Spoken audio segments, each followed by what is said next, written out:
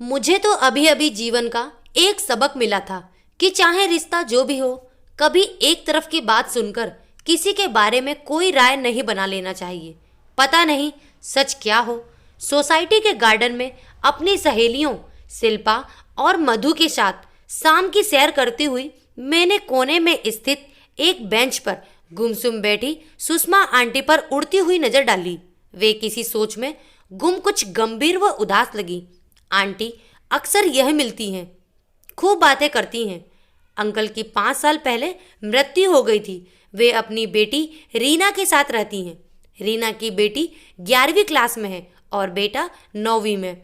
रीना के पति रमेश के 10 साल पहले एक सड़क दुर्घटना में मृत्यु हो गई थी। तब से आंटी और रीना से 3 साल छोटा उनका बेटा सुमित रीना के साथ ही रहते हैं। गार्डन का हर चक्कर पूरा करने पर मेरा ध्यान आंटी की तरफ जा रहा था। वे आज कुछ ज्यादा ही गंभीर थी, नहीं तो हमें आवाज देकर बुला लिया होता। शिल्पा और मधु तो सैर करने चली गई थी, पर मेरा मन नहीं माना। हेलो आंटी कहते हुए मैं उनके पास ही बैठ गई। आंटी फीकी सी हंसी हंसते हुए बोली, आओ खुशबू, कैसी हो? मैं ठीक हूँ आंटी। आज आप अकेली क्यों बैठी हैं? बाकी आंटी कहाँ हैं? आपकी सहेलियाँ? वे सब सैर करके घर चली गईं। आप नहीं गई? घर जाने का मन नहीं हुआ। ओ, रीना नहीं है घर पर? नहीं, मूवी गई है बच्चों के साथ। आप नहीं गईं? मुझे कौन ले जाता है? इससे ज़्यादा किसी के जीवन में हस्तक्षेप करना मुझे ठीक नहीं लगा। मैं चुप रही, पर आंटी ने खुद ही अपने मन का गुबार निकालना शुरू कर दिया। जैसे जैसे आंटी अपने मन की पीड़ा बांट रही थी, मेरा दिल उनके प्रति असीम सहानुभूति से भरता जा रहा था। आंटी कह रही थी, इस रीना को सहारा देने के लिए सालों से इसके साथ रह रही हूँ। आज जब इसके बच्चे बड़े हो गए, इसे मेरी जरूरत ही नहीं रही। कभी भी दोनों बच्चों को लेकर बाहर चली जाती है, कभी मॉल, कभी डिनर। मेरे सुमित को नौकरी मिलते ही उसके साथ चली जाऊंगी। बेसहारा सी पड़ी हूँ, कोई और ठिकाना नहीं है ना? नहीं तो उसके इतने नखरे क्यों उठाती? अभी तक उसके बच्चे छोटे थे तो उसे हमारी ज़रूरत थी। उसका पति इतना पैसा छोड़कर गया है, तब भी उसे मुझ पर और सुमित पर खर्च करने में तकलीफ होती है। मैं हैरान दुखी सी आंटी की बातें सुन रही थी। रीना ऐसी है, मुझे तो जब भी मिली सभ्य कोमल स्वभाव की लगी। घर में अपनी माँ के साथ उसका व्यवहार ऐसा है, मुझे मन ही मन उस पर गुस्सा आया। अंधेरा होने लगा तो आंटी को जबरदस्ती वहाँ से उठाकर घर भेजकर मैं भी अपने घर लौट आई। फिर किसी काम में मन ही नहीं लगा। यही सोच रही थी कि वृद्धावस्था तो बहुत परेशानी का समय होता है। अपनी बेटी पर आश्रित रहकर दिन रात अपमान सहन करना आसान तो नहीं है, पर कोई बेटी अपनी माँ के साथ दुर्व्यवहार कैसे कर पाती है? रह रहकर आंटी का उदास चेहरा मेरी आंखों के आगे आ रहा था। मुझे क्या करना चाहिए? रीना से बात कर उसे समझाना ठीक रहेगा क्या? पर आजकल किसी के जीवन में हस्तक्षेप करना समझदारी तो नहीं है ना। 2-4 दिन और निकल गए। आंटी उसके बाद भी मुझे गार्डन में दिखी, पर बैठकर बातें करने का मौका नहीं मिला। एक दिन आंटी नहीं थी गार्डन में, अचानक रीना दिखी। मैं हैरान हुई, वह भी मुस्कुराई। मैंने कहा, तुम आज काफ़ी दिन बाद दिखी, आज आंटी नहीं आई? माँ की किटी पार्टी है आज। अच्छा?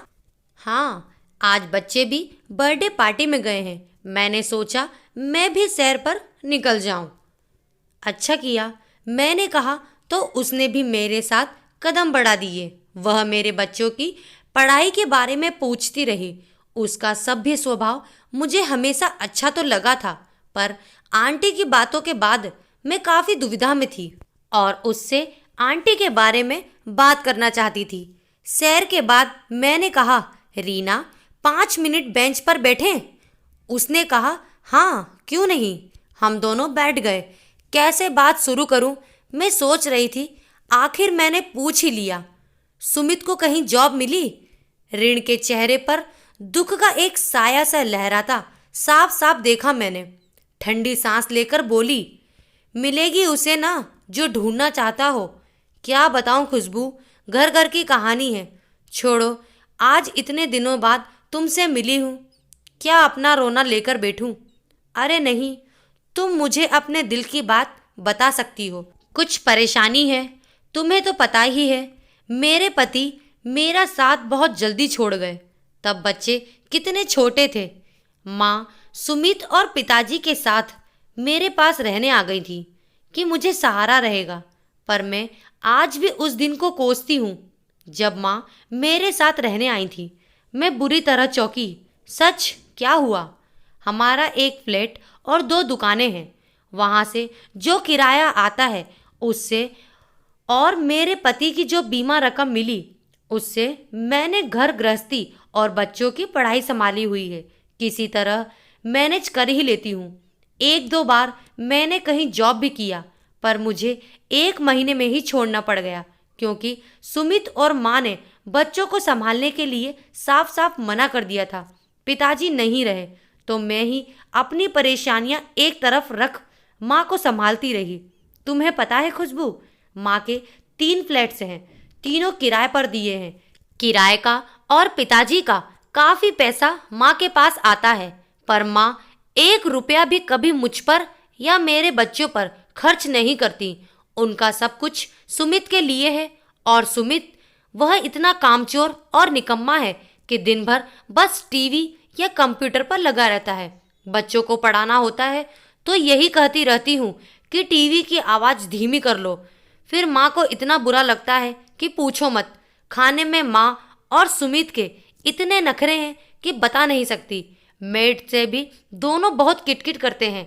अपने ही घर में दम घुटता है मेरा तो। निकल जाती हूँ कभी बच्चों को लेकर। 3-3 किटी पार्टी है माँ की। अपने और सुमित के लिए सब तरह के मनोरंजन के लिए पर्याप्त धनराशि है माँ के पास, पर कभी उनका हमारे ऊपर कुछ खर्च हो जाए तो दिन भर सुनाती हैं। काश सहारा देने के नाम पर माँ हमारे पास न आती तो शायद मैं ज़्यादा चैन से जी लेती। वे कभी अपने फ्लैट में रहने के बारे में सोचती भी नहीं क्योंकि वहाँ उनके खर्चे होंगे। खुशबू, आज सुबह माँ ने बहुत सुनाया था, दिल भरा हुआ था।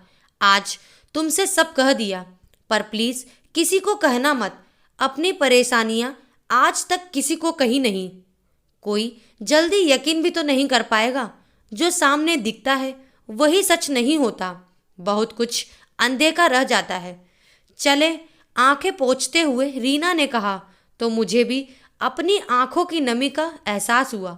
हम दोनों अपनी अपनी बिल्डिंग के रास्ते की तरफ बढ़ गए। मैंने उसे मुड़कर देखा। उसके थके सुस्त कदमों से उसके दिल की उदासी महसूस हो रही थी मुझे। और मुझे तो अभी अभी जीवन का एक सबक मिला था कि चाहे रिश्ता जो भी हो, कभी एक तरफ की बात सुनकर किसी के बारे में कोई राय नहीं बना लेना चाहिए। पता नहीं सच क्या हो, दूसरा अपने अंदर पता नहीं कितने दुख समेट कर जी रहा हो। बुजुर्ग माता पिता भी तो कर देते हैं ना गलतियाँ। सिर्फ बड़े होने से ही तो उनकी हर बात सही या सच नहीं हो जाती ना। तो दोस्तों, कहानी आपको कैसी लगी कमेंट बॉक्स में ज़रूर बताएं और लाइक करें, शेयर करें, सब्सक्राइब करना ना भूलें। Thank you.